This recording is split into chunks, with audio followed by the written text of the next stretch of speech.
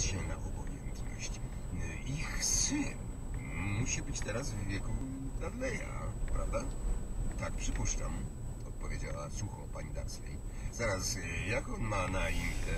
Howard, tak? Harry. Obrzydliwe, pospolite imię. O, tak, mruknął pan Dursley, a serce w nim zamarło. Tak, zgadzam się z tobą całkowicie. To są siksy. Poszli na górę i więcej już o tym nie wspomniał. Pani Dursley zamknęła się w łazience, pan Dursley Te policjantki, co nas obsługiwały. I zerknął na okno przed domem.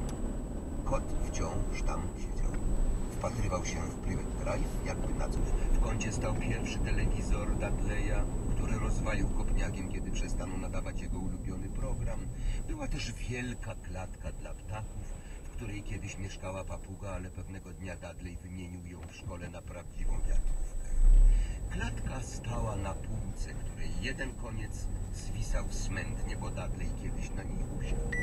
Inne półki zawalone były książkami.